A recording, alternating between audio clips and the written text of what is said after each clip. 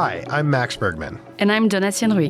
And this is The Eurofile, a podcast where we look at Europe through a Washington lens.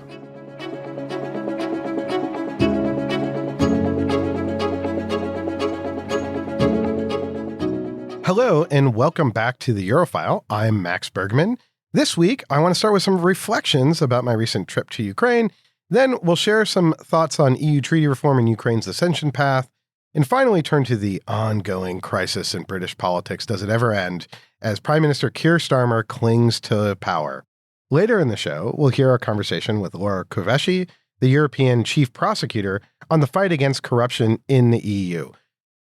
Donna, maybe just to start, it's a really great interview. Everyone should listen through the show because I learned a ton from talking to the European chief prosecutor. And just to give it a little bit of context, this is a really important development in the EU that I don't think people have really paid that much attention to, that the EU, much like the United States in the early 20th century, has decided that the EU has like federal equities in doing some law enforcement, has created a European Public Prosecutor's Office to go after corruption, to go after tax evasion, things that impact the EU budgets, beginning to try to get into the field of sanctions enforcement. It's a really fascinating interview. Everyone should check it out. Yes, it was an amazing interview. Obviously, it's also a huge treat for me because it's kind of my pet hobby these days is looking at the Office of Public Prosecutor in different countries and now at the EU level because it's so deeply connected to really democratic responsiveness of the state. Is so many people across the EU are like, well, the EU has so much money and it just sends it around. It's like, this is how you keep track of what's being done with it. And there's actually amazing work being done clawing back fraud and abuse of those funds. So these are very important offices. And the key point here is that it actually has investigative and arrest capacities and criminal investigation capacity. And that's a big difference from some other offices that just point to the problem, but then we never actually investigate the cases in a criminal setting. Yeah, effectively, she's the EU's top cop. I found the interview fascinating. She's also from Romania, and she did amazing work there. And I believe you were in that part of Europe recently, Max. Not quite in Romania, but not very far from there. So I and a couple of my other colleagues, we went to Ukraine last week. It was first time I'd been there in 2 years. I'd been to Ukraine a number of times. It was a fascinating visit. In fact, really uplifting because, especially compared to when I was there in the spring of 2024, when the Republicans were not passing a supplemental budget for Ukraine. Ukraine was really dependent on U.S. military aid, and things were going quite badly. This year, or at least at this moment, there's real optimism. And it may be somewhat due to the fact that the winter is over. It was a really harsh winter in Ukraine. The energy infrastructure got pummeled. But the tide of the war has shifted in Ukraine's advantage, particularly in the front line. Ukraine has regained a drone advantage in the war. And, as we were in Kyiv, there was lots of air raids and airstrikes by the Russians. But then this weekend, Ukraine retaliated with a really dramatic set of strikes on Moscow. And there's a sense that Ukraine is going to continue to be able to ramp up its long-range strikes against Russia, beginning to even out the air war. And if you look at some of the reporting and anecdotal stuff coming out of Russia, it looks like Putin's quite nervous about his personal safety. The morale is starting to really decline, I think, inside of Russia. The vibes are turning bad, so to speak. And the vibes are quite positive in Ukraine. The one negative is that there isn't really a solution to the energy situation, where come next winter, Russia is producing a lot of missiles. We're increasingly not going to be able to provide a lot of Patriot interceptors, which shoot down the ballistic missiles. And Ukraine's energy infrastructure is likely going to get pummeled if the war is still going on. And that will lead to a lot of suffering because it's quite cold in Ukraine in the winter. And this is also happening. There's still no prospect for more U.S. assistance. Is that correct? Yeah, it's effectively halted. Right now, what's happening is that money allocated during the Biden administration is still trickling into Ukraine. I think this year that's going to start to decline. But the big shift that's happened in the last 2 years are two things. One, the Europeans have stepped up and are now the financier of Ukraine's war effort. The second thing is Ukraine is kind of dependent on itself. Ukraine's defense industry has made huge strides in developing drones and long-range missiles. And so its reliance on things like artillery, the 155 ammunition is still there, and they can get that from the Europeans, but is much less so. What they need from the US are systems that NATO is buying from the US. These are highly advanced Patriot interceptors, so that can shoot down the ballistic and cruise missiles, HIMARS systems, so intermediate long-range strike systems that fire, precision rockets. Those are systems that Ukraine has become reliant on, and the Trump administration came in and said, we're not going to give these to you anymore, but you can buy them from us, Europeans. The Europeans said, okay, we'll buy American military aid.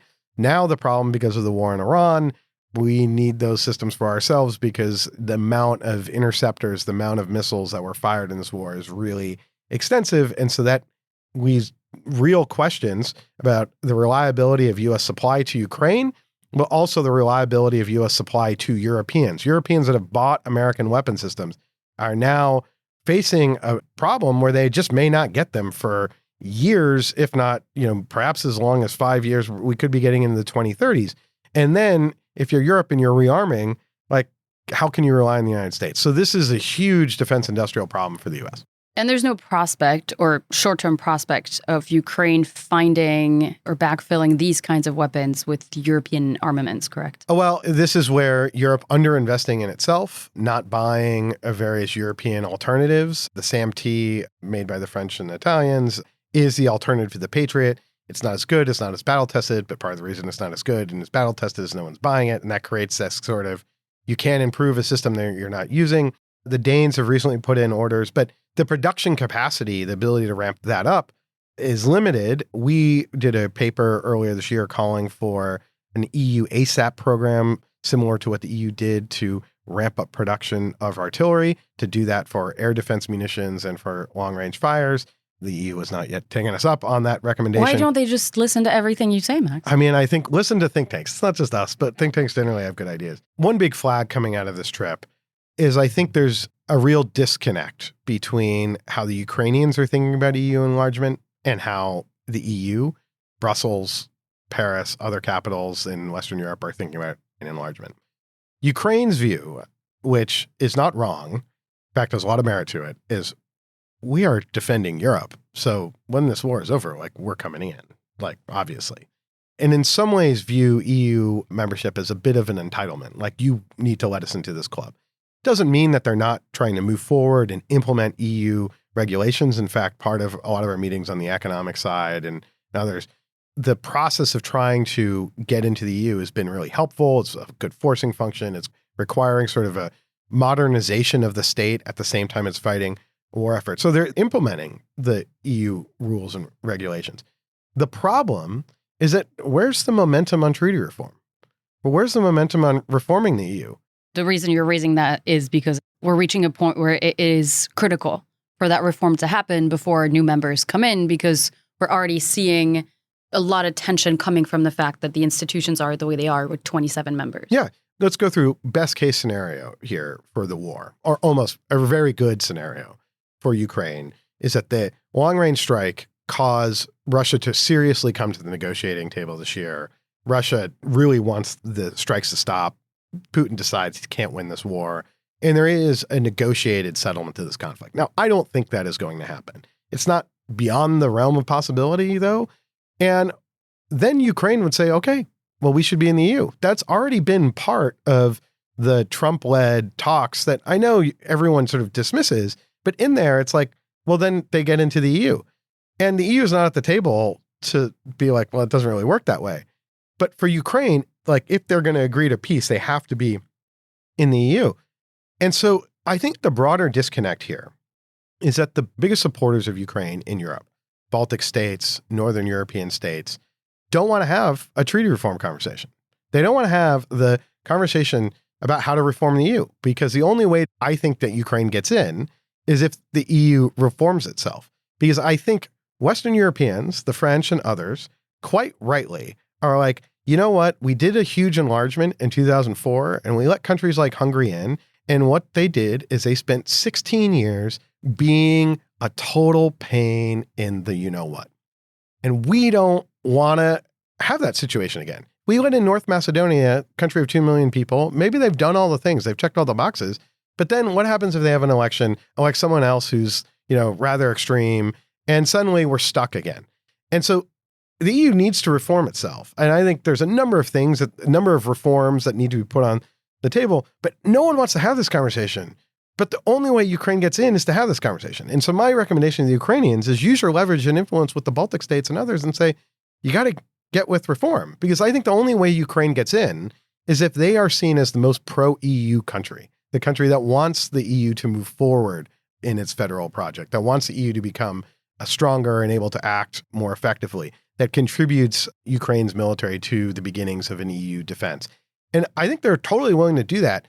But right now, there's just sort of their allies in Europe are telling them they don't need to be pushing them for that. And so we're kind of in this weird place where the enlargement conversation is kind of stuck. And yes, it could be triggered by Magyar, the new Hungarian leader, which they could open the chapters and talks could get rather serious, but it's not going to happen. And Ukraine is not going to become a member of the EU unless there is that larger political conversation. Well, and it's also rubbing up against a lot of domestic political dynamics or disincentives, even in Western Europe, not just, in the Baltics, et cetera, around the idea of treaty reform, because then you have to approve it, et cetera. And I think a lot of them have bad memories from trying to do that last time. Yeah, and that was 20 years ago, and everyone's traumatized still. But what I would say is that I think the way you do treaty reform is it goes hand in hand with enlargement, with bringing Ukraine and peace in Ukraine and ending a war. Now, hopefully we can get there. We're still a long way, but you should start having that conversation. The other thing to talk about is that there's been some craziness in UK politics. Shocking. Yes. What's going on? We're going from one country that's trying to come into the EU to another one that left the EU. Yes, UK politics have just spent the last 10 years being completely unstable, which is funny since their motto is always, keep calm and carry on. It's like, there's no calm. No one's calm whatsoever. And just a reminder, keep calm and for fight our about listeners, the past, I think is yes, and try to be leader of your party. I guess it's all the time. It's really get angry and fight about the past. Yes. Is really what's happening. But basically, what's happening? Prime Minister Keir Starmer, who's leader of the Labour Party, has not had a great time of being a leader or prime minister for the last couple of years after coming into power with a massive majority in Parliament. Recently, on May 7th, there were local elections in England. And then there were parliament elections in Scotland and Wales, which are devolved parliaments. And none of these elections were good for Labour, especially in Wales. They have been governing there for decades, lost the majority. Scotland, not a good track record. And then in the local elections in England, they lost 1,500 or so council seats. The councils and local elections are things that address things like housing and care and the roads. So things that feel very tangible in people's lives, but we're also an opportunity for people to voice their discontent with the general mood. We also know the British economy has not been doing amazing compared to its peers in the G7, et cetera, in developed countries from COVID, but also now, just like everybody else in Europe, from the war in Iran. So Starmer is facing all of this. Immediately after the local elections did not go well, voices in the Labour Party started coming up. Some of them, not everyone, it's important to say we need a new leader who can take us through the next few years. The next election is scheduled for 2029, so there's a lot of time left. But we need someone else who can do the job. And there's arguments on both sides. That's what's difficult. On the one hand, you're just creating more instability. You just came through an election that is difficult and is putting more pressure on your government to do more. So why would you want to make that worse and make yourself look like the Tories, who, by the way, had like 42 prime ministers in the last 3 years before they lost power? I'm rounding up. But why would you want to create the impression that you're just as unstable as this other party? Mind you, this is also happening at the same time as the two-party system, or the main two-party system in the UK, is completely disintegrating. And we saw this in the elections as well. The Greens are doing well. The Lib Dems are doing better. And of course, Reform UK, Nigel Farage's far-right party, is gaining. And you could have a majority system before when you had two main parties, similar to the United States, except increasingly that doesn't work very well. So you're putting Labour in a situation where they look just like the Tories and the Conservatives, and they look like they just care about what's happening inside the party and not what's happening for the country, which is what Keir Starmer says he wants to focus on. That's one side of it. The other side of it is Keir Starmer has been prime minister for 2 years, and there hasn't been a lot of change. He is such a deeply establishment person and a very traditional center-left labor person who is constitutionally not a rock-the-boat person. And he, as much as you could say there's stability that he brings, he is not going to be the person who's going to make the big changes that labor needs to make to convince people that labor can bring them a better situation.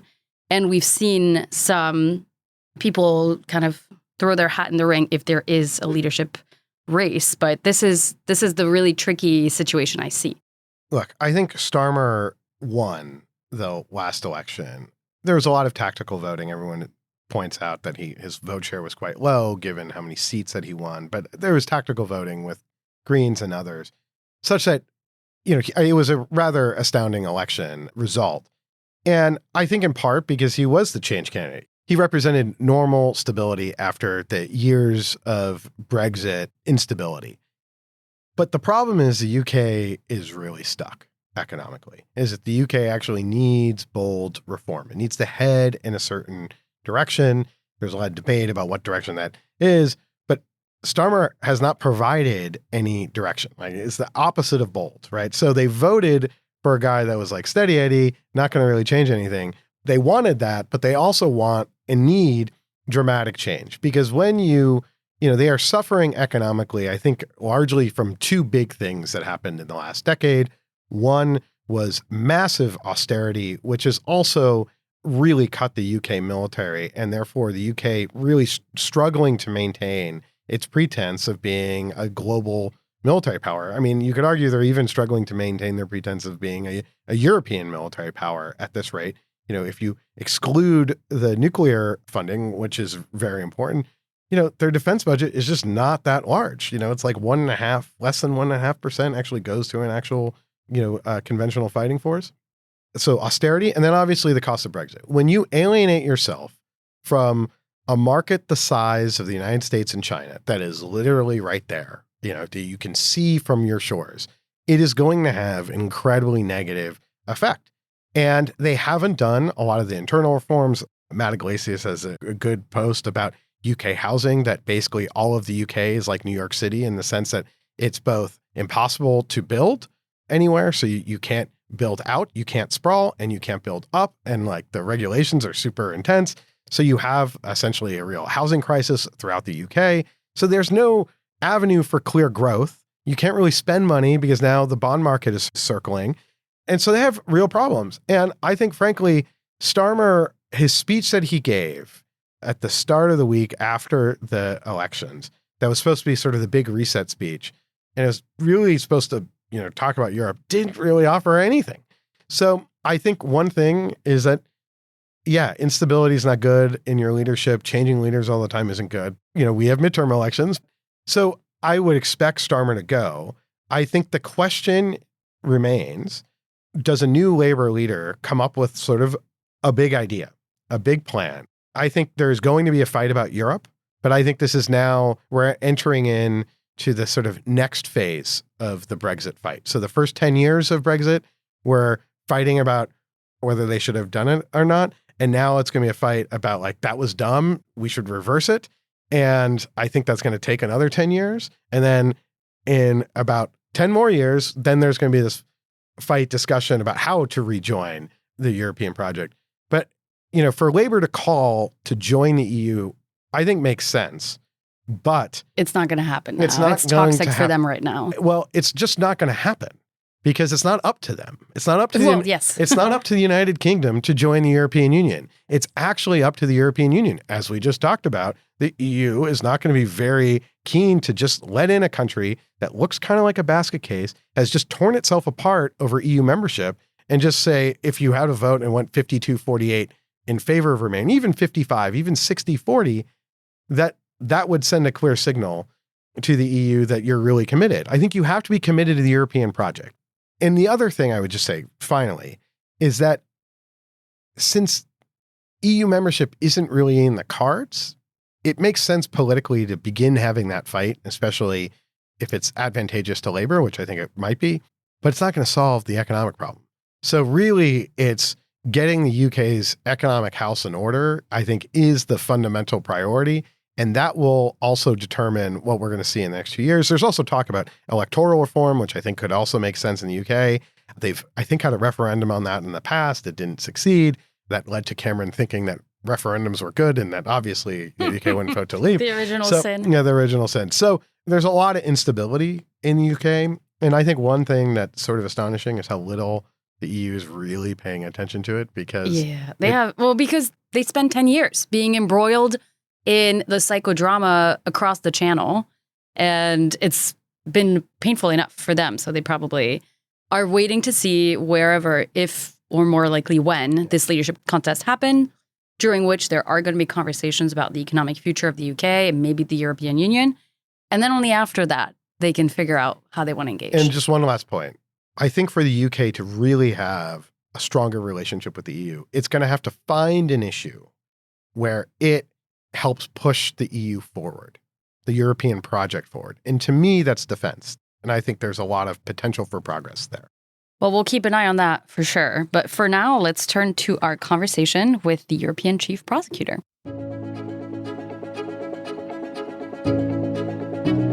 We are thrilled to welcome to the Eurofile Laura Kövesi, who is the European Chief Prosecutor.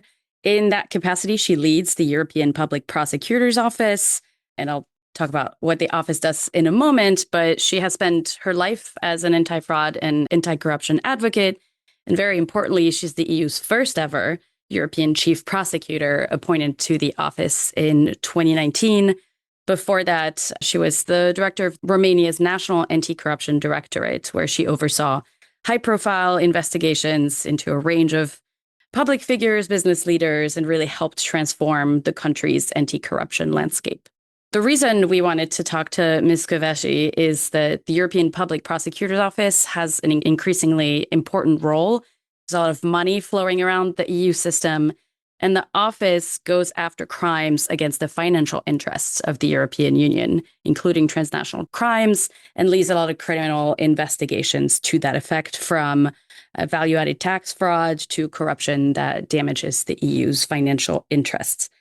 So there's a lot we're going to cover here, but I think what we'd love to do is start with something that's quite prominent in the news, and that is Hungary, because we talk about Hungary all the time these days, especially on this podcast. But as everybody knows, the new Hungarian prime minister, who officially took office recently, during his campaign, promised to join the European Public Prosecutor's Office. Only 3 countries were not members. Hungary was one of them. This is potentially quite consequential for scrutiny into Hungary's use of EU funds. But the question I want to start with is, Ms. Kövesi, is how do you see Hungary joining, potentially changing how the game works on anti-fraud and anti-corruption efforts from your office looking at Central Europe? Good afternoon. I'm very happy for your invitation to have this dialogue. But let's start with Hungary. And I have to say that I don't think Hungary joining the EPPO would change the game on fraud and corruption in Europe. I think Hungary joining the EPPO would make the EPPO zone complete or more complete. Because, as you know, in Europe we have few zones. We have Schengen zone, Eurozone, and EPPO zone. And if Hungary will join, it will make the EPPO zone complete. The question is about what is happening next. So let's see what the change in Hungary really is about, because I know there are a lot of expectations, especially from the citizens. In my experience, one thing is to speak about something, and the other thing is to do something. If Hungary join EPPO, EPPO has to work very well, but not only in Hungary. You cannot have a good EPPO only in Hungary or for Hungary. So this is why I think we are looking forward to the position of the new Hungarian government on different issues regarding EPPO, such as how to make EPPO more efficient, how to equip EPPO with the necessary resources, how to expand the EPPO competence for circumvention of the sanction in the context of Russian aggression in Ukraine, how we will have organized our EPPO team in Hungary. So all these issues will give us an understanding about the fact that is a real change in Hungary or not. And EPPO has friends in European Parliament, in the European Commission, and I hope that the new Prime Minister will be the EPPO's champion in the Council, because this enlargement means that our workload will increase, and anyway, we are the limits with our resources, so we need to be reinforced, and we need to have proper resources, and let's see how this will go. I think the question of resources is a really important one. Just looking at the most recent report from the office, you had in 2025 over 3,500 active cases for an estimated damage of 67 billion euro. That is up from 515 active investigations in 2021. That means the workload has ballooned. It's really significant now. So do you feel like so far you've received the resources that you've needed to conduct the work? And what has been some of those hurdles in really fully pursuing the mandate? Well, from the beginning, the budget of EPPO was not the proper one. How to say this? Because when I started in 2019 and I saw that the budget of EPPO, it will be around 8 million euro, and we should start with 32 and a quarter of prosecutors, because they thought that we can start with part-time prosecutors. I was a little bit shocked, and I said, this is not a real budget. And this was my main question that I had to the Commission. What do we want? Do we want to have an institution just to say that we have something new and fancy at EU level, or do we really want to have a strong and efficient institution? Because this is what I wanted, to build, a strong and efficient institution in which the citizens will trust. So our fight to have the proper resources for the beginning started from that moment. Because at the beginning, EPPO existed on paper when I took my mandate, and there were a lot of doubts, because we are the first transnational prosecution office and no one knew how we would work, what we will do, how many cases we will have. But I estimated from the beginning that this amount of cases will come, because I knew what is happening in Romania at that moment, but I was sure that most of the things would happen also everywhere in Europe. So from the beginning, we had this fight. Now we have 182 European delegated prosecutors who are working in 24 member states, but still we are not yet at the right level of the resources that we should have had from the beginning. So I would say that the ambition for this office was not very high at the beginning. Maybe you could enlighten us about how things have evolved since you've taken charge, because you are very much a maverick, that you're starting this office from scratch. You're the first head of the European Prosecutor's Office.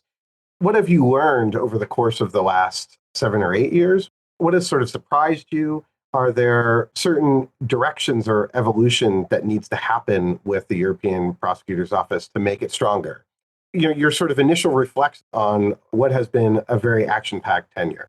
Okay, a lot of questions. Let's see if I can reply very shortly on this, because we have different phases in EPPO. The first phase, when we had to build from scratch everything, and this was the more difficult at that moment.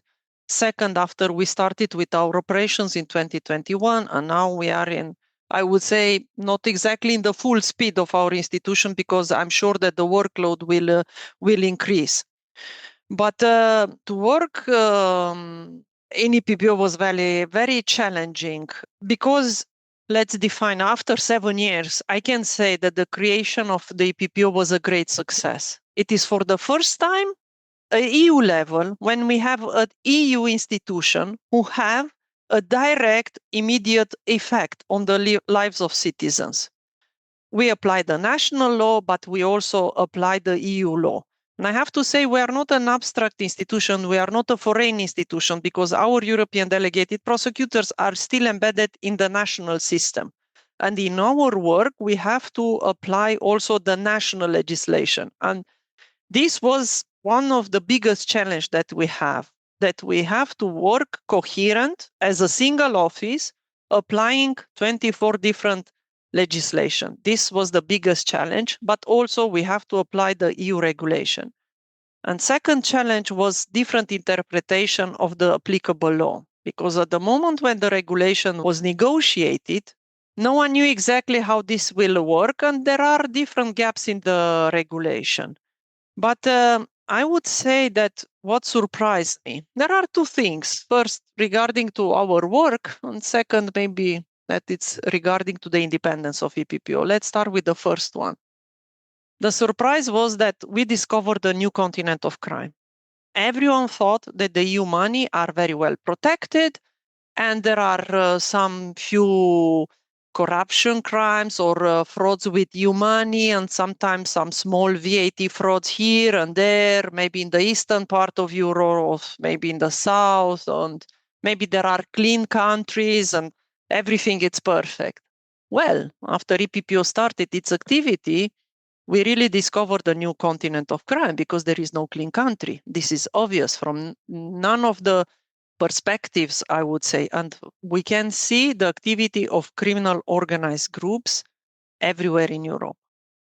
It was very surprisingly to discover that the criminal organized groups become stronger, defrauding the national budgets and EU budgets, especially committing the VAT fraud and custom frauds. And this was considered a niche criminality, because the surprise came when I saw that there were member states in which they didn't have specialized law enforcement or specialized prosecutors to deal with the criminality that falls under the EPPO competence. This was a little bit difficult. No one expected that behind the VAT, behind using the EU money, to have a heavily involvement of the criminal organized groups. So this was, in a way, something that we discovered, because everything was investigated fragmented. Each of the member states were concentrated on what is happening on their territory.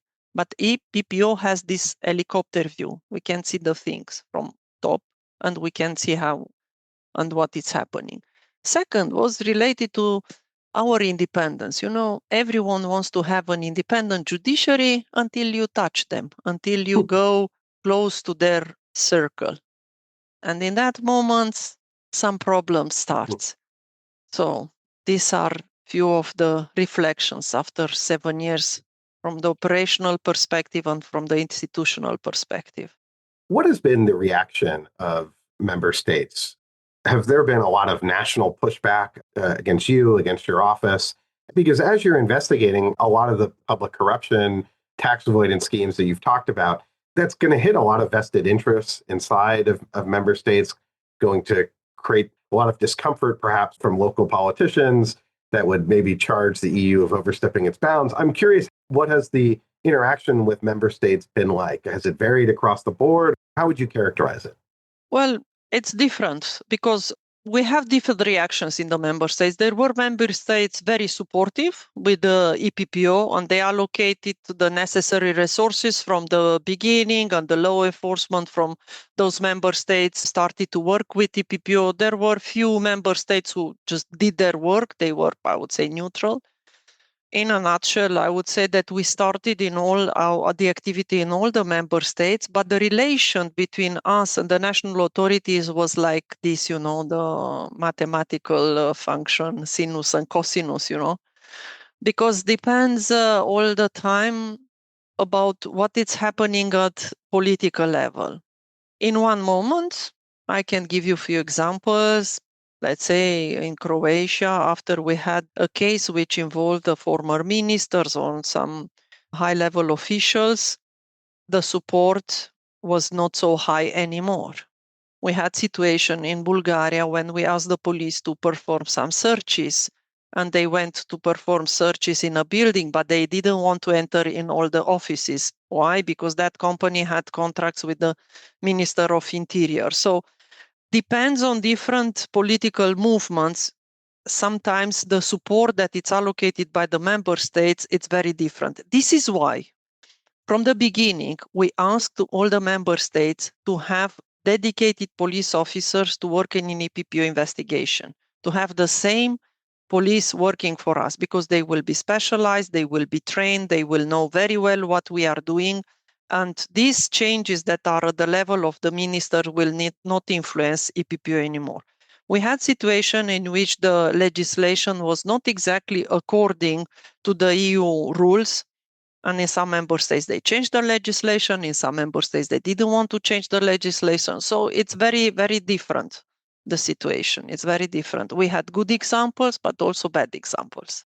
Related to this, so I think this is just a really important tension. Also, we've seen across countries, including your home countries, special prosecutors, public prosecutors have been the target of a lot of everywhere on the spectrum, from would-be authoritarians to just, run-of-the-mill corrupt politicians, because when there's scrutiny of the funds, usually things come out. And this is what makes people really angry, is to see that public funds are being misused when they're just trying to make it.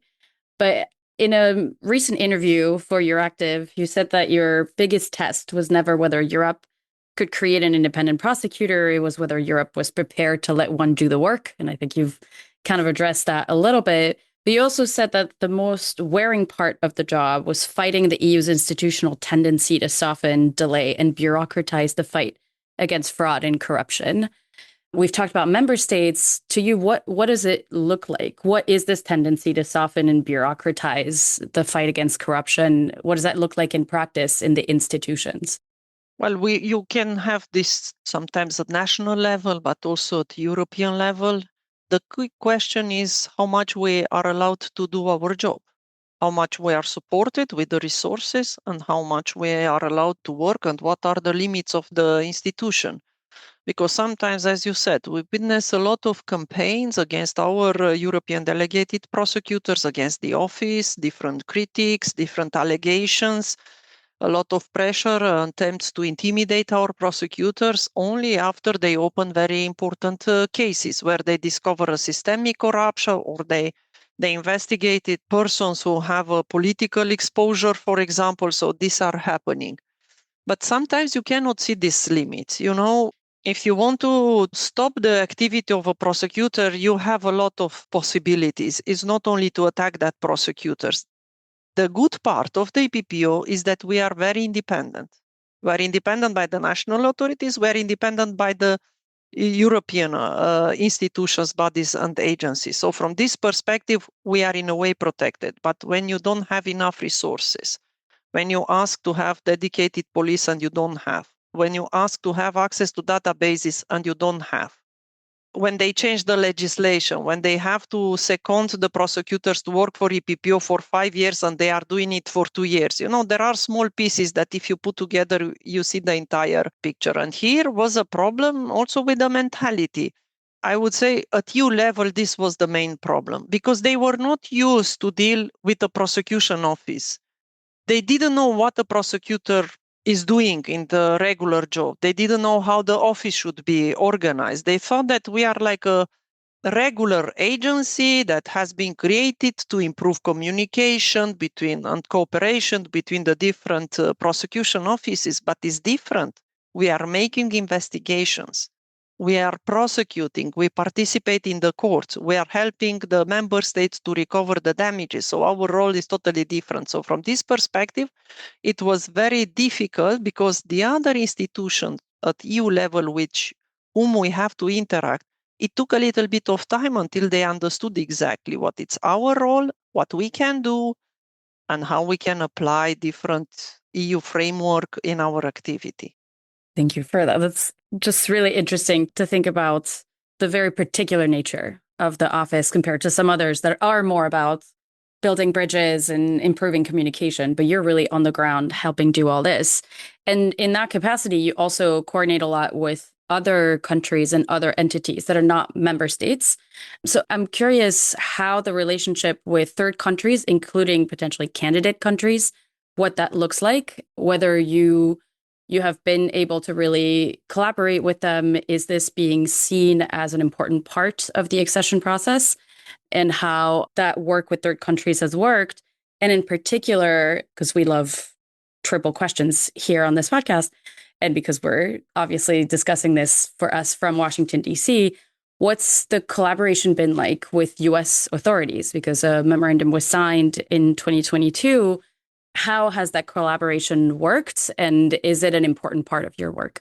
Yeah, well, it's important to cooperate with the third countries. We don't have special rules for candidate countries or in general with the fourth countries. We cooperate well. We have signed working arrangements with them, but still we don't have the same tools that we are using inside of EPPO zone, because inside of the office, I don't know if you know exactly how we work, but if you have a prosecutor, I will take Romania, the country that I know best, who is opening an investigation in Romania. He has connection with 4 other member states. He immediately can call his colleagues. He push a button in the system and he asks for evidence. He tell the colleagues it's urgent. In few hours, in few days, he has everything that he needs. This never happened before. I was a prosecutor for more than 30 years, and I never got a reply from outside of Romania in few hours or in 24 hours. This is different. Now, when it's about the third countries, we have to go back to the classical instruments for cooperation. Signing working arrangement means that we establish some workflows, we establish contact points, and it's a kind of mutual recognition that when it's something urgent, we have to act. So we have this, including with US. We sign a memorandum of understanding.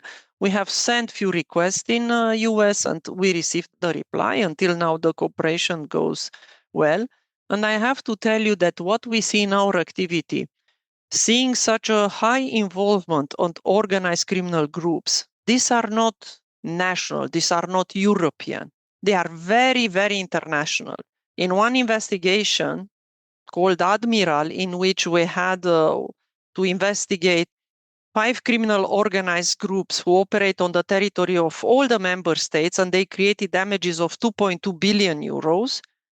The members of these 5 criminal organized group, they have, I have to say, citizenships from almost all the continents. It was very international. This is what we have. So it's normal to have a lot of connections with the third countries.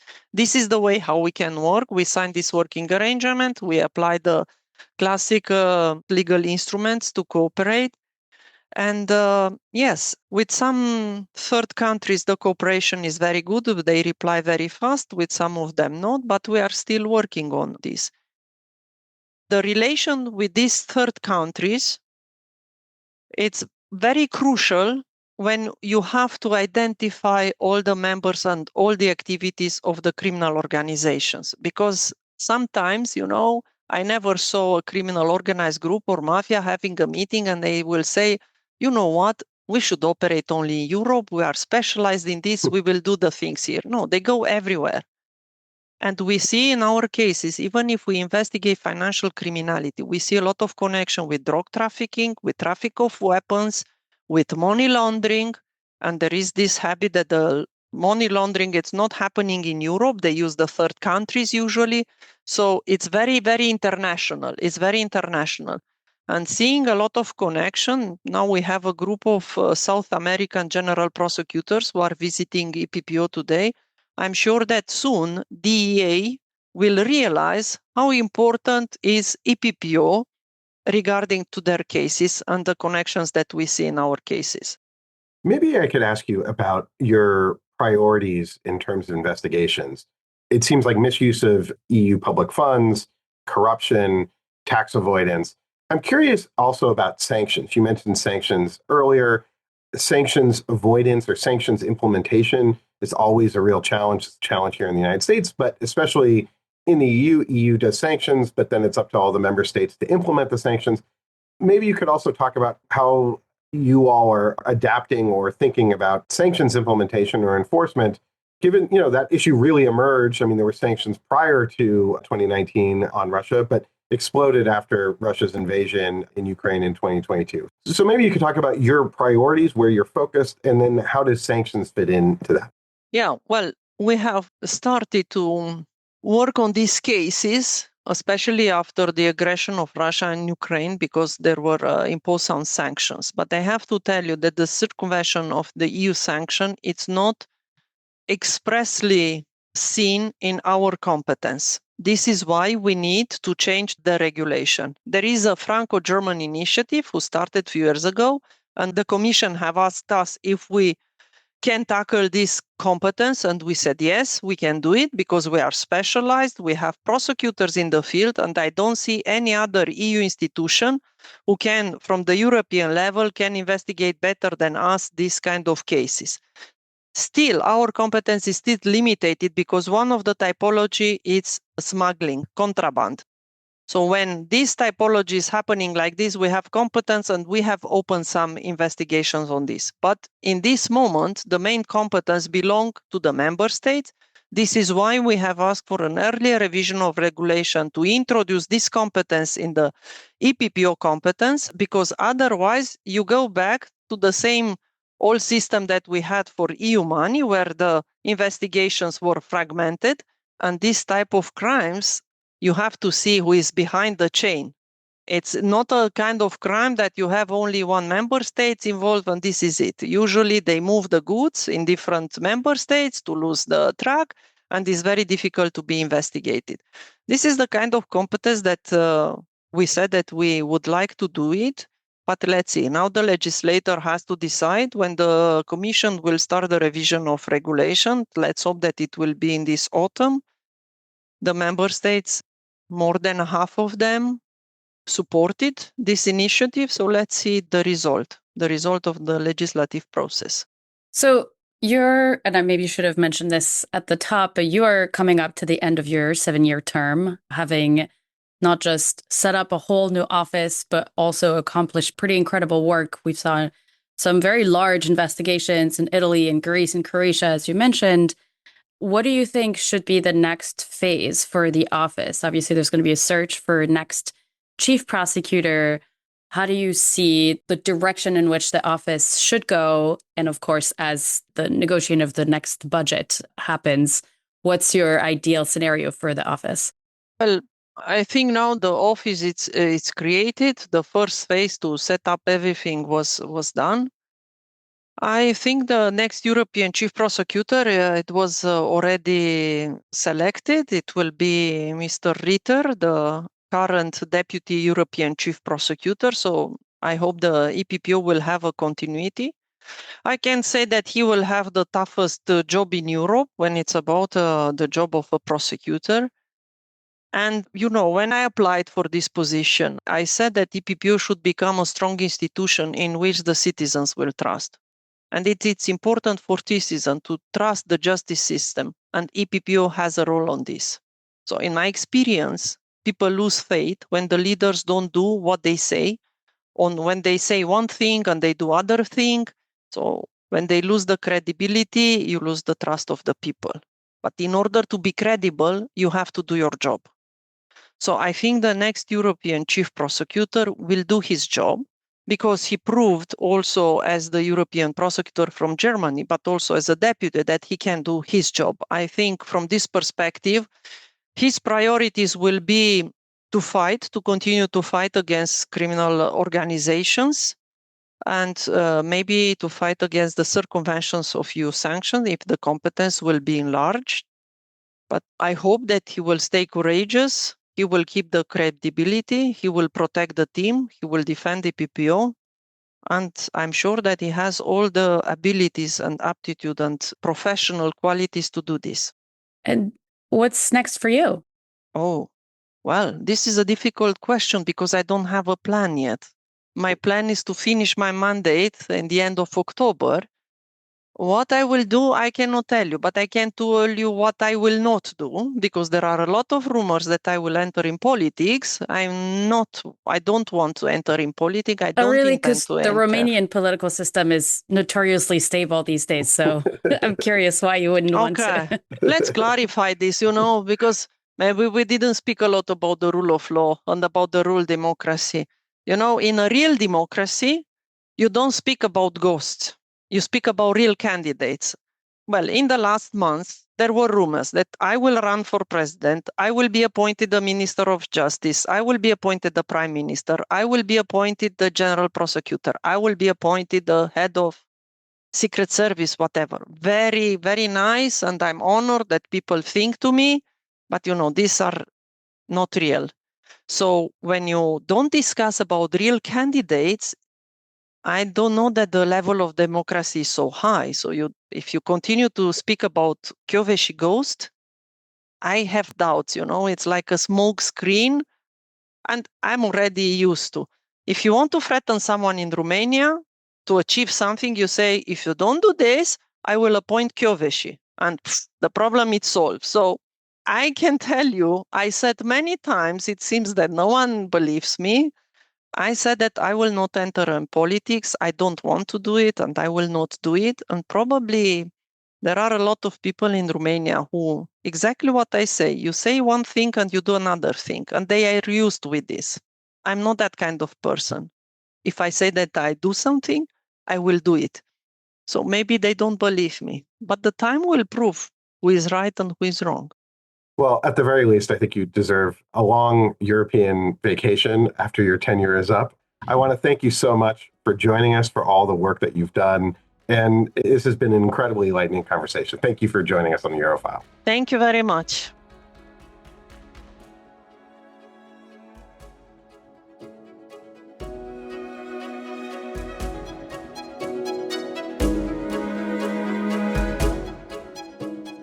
That's it for today's episode. As always, if you enjoyed the show, please subscribe and leave us a review wherever you get your podcasts. You may also be interested in our sister podcast, Russian Roulette, which covers the latest on Vladimir Putin's Russia and the ongoing war in Ukraine. Our thanks to our producers Shannon Young, Otto Svensson, and Lexi Linnefelter for coordinating and researching this episode. We'll be back soon with another assessment of Europe through a Washington lens. Until next time.